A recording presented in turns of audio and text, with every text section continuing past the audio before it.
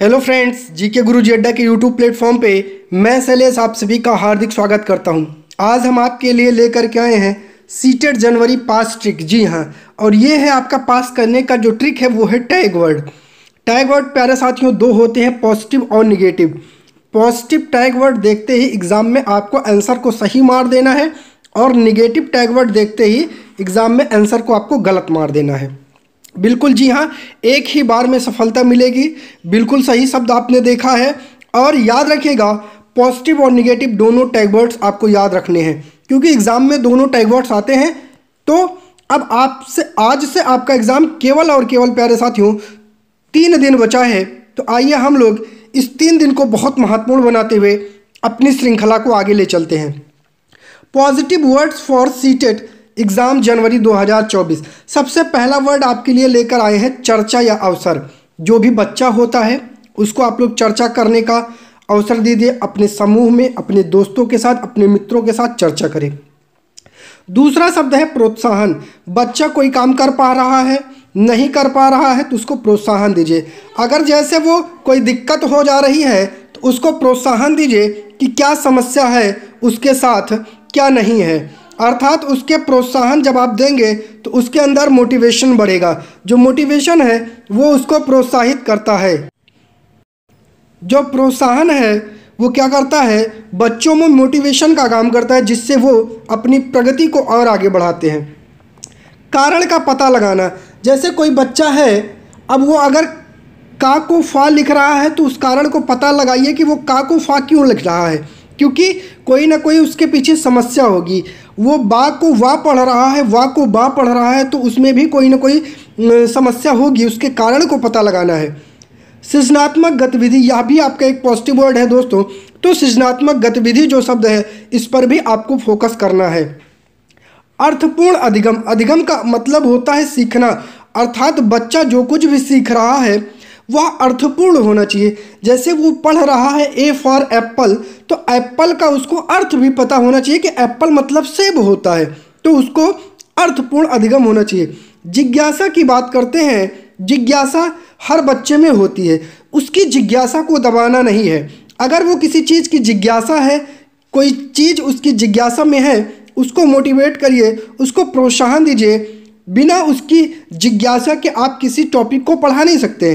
जिज्ञासा का ही एक कॉन्सेप्ट होता है रुचि, इसे रुचि भी कहा जाता है। और सबसे इम्पॉर्टेंट है आपका बाल केंद्रित दोस्तों। बाल केंद्रित का मतलब जो चीज़ें बाल के केंद्र में होकर के चलती हैं, ये आपका एक महत्वपूर्ण बिंदु है। इसको देखते ही आंसर आपको राइट लगा देना। हस्तपरक गतिविधि, इसका मतलब होता है कर करके सीखना। बच्चा जो कुछ भी सीख रहा है वो अपने हाथ से करके सीख रहा है, ये भी आपको दिखना है। त्रुटियां अधिगम का हिस्सा है। यहाँ एक माँ होगा दोस्तों, तो त्रुटियां आपका अधिगम का हिस्सा है। बच्चा जो भी त्रुटियां करता है वो भी उसकी अधिगम में ही आती हैं। अगर वो त्रुटियां कर रहा है तो आपको हमेशा पॉजिटिव वे में लेना है, उसको निगेटिव वे में नहीं लिखना है। करके सीखना और विविध गतिविधियां। बिल्कुल जी हाँ, लर्निंग बाय डूइंग। बच्चा जो खुद से करके सीखता है वह बेहतर सीखता है, बहुत अच्छे तरीके से सीखता है। और विभिन्न प्रकार की गतिविधियों से बच्चों को जोड़ना चाहिए। जैसे कभी खेल के माध्यम से, कभी प्रतियोगिता के माध्यम से, कभी आपस में कुछ प्रतियोगिता करवा करके, कभी समूह चर्चा करवा करके, ठीक है। दैनिक जीवन से जोड़ना। बच्चे को अगर आप मान लीजिए प्रधानमंत्री का उदाहरण दे रहे हैं या आप सूर्य से आने वाले प्रकाश का उदाहरण दे रहे हैं, तो उसको पहले आप टार्च की रोशनी से परिचित कराइए, जो उसके दैनिक जीवन से जुड़ी हुई चीज़ें हैं। समावेशी कक्षा। समावेशी कक्षा का मतलब होता है एक ही छत के नीचे सबको एकत्रित करना और शिक्षा देना। चाहे वो तेज बालक हो, चाहे वो मंदबुद्धि बालक हो, चाहे वो मूर्ख बालक हो, इन सब को एक ही पहलू के बीच में लाना और उनको शिक्षा देना। दृश्य श्रव्य सामग्री। जैसे आपका टीवी आता है भैया, टीवी आपका एक दृश्य श्रव्य सामग्री है। जैसे नाटक हो गया, ये भी एक दृश्य श्रव्य सामग्री है।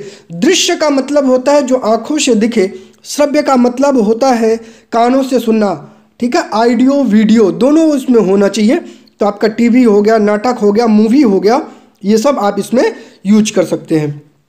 विभिन्न संदर्भों में भाषा का प्रयोग करना। जो भी विभिन्न प्रकार के संदर्भ हैं उनमें विभिन्न प्रकार की भाषाओं का प्रयोग करना भी आपका इसी से अंतर्गत आता है। चलिए अब चलते हैं निगेटिव वर्ड्स की तरफ भैया, और देखते हैं वो कौन कौन से निगेटिव वर्ड्स हैं जो हमें सीटेट में याद रखने हैं। जैसे केवल मात्र ही आ रहा है, तो ये निगेटिव शब्द है भैया, इसको ध्यान में रखना है, इसको देखते ही आंसर गलत काट देना है। हतोत्साहित नहीं करना है, प्रोत्साहित करना है, इसको भी देखते ही गलत काट देना है आंसर। कठोर सजा देना, बच्ची को आप कठोर सजा देंगे, ये भी आपका उत्तर गलत है। रटाना, ये तो बिल्कुल नहीं करना है भैया, बच्चे को कंठस्थ कराना, रटाना, कोई चीज़ नहीं रटाना, बिल्कुल एनसीएफ मना करता है। व्याकरण शब्द मिल रहा है तो ये भी आपका गलत है भैया। शिक्षक केंद्रित, ये भी आपका गलत है, शिक्षक केंद्रित नहीं होना चाहिए, चीज़ें बाल केंद्रित होनी चाहिए, अर्थात बालक को केंद्र में रख करके हमें काम करना है। कंठस्थ कराना भी हमारा गलत है भैया, कंठस्थ नहीं कराना है, उसको रटाना नहीं है। दंड या सजा देना, बिल्कुल नहीं, ना दंड देना है ना सजा देना है। अगर आप बच्चे को दंड दे रहे हैं, सजा दे रहे हैं, तो फिर क्या होगा, समस्याएं आएंगी, अर्थात बच्चे का पढ़ने में मन और नहीं लगेगा, वो डर जाएगा, कुछ नहीं सीखेगा। इसलिए बच्चे को दंड और सजा नहीं देना है। पुस्तक केंद्रित जो भी चीज़ें हैं वो गलत हैं, हमेशा पुस्तक केंद्रित होकर के शिक्षक को नहीं चलना है, बाल केंद्रित होकर के चलना है।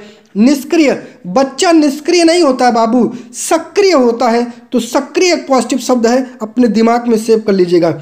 उच्च शिक्षा की बात करेगा, बच्चे को उच्च शिक्षा के लिए तैयार करना है, बड़े बड़े पेपर दिलाना है, गलत है, बच्चे को ये सब आपको करना ही नहीं है। ग्रेडिंग अंकों को ये क्या करता है, कैंसिल करता है बाबू, ग्रेडिंग अंकों की बात नहीं करता है, ग्रेडिंग अंक आपको नहीं देता है।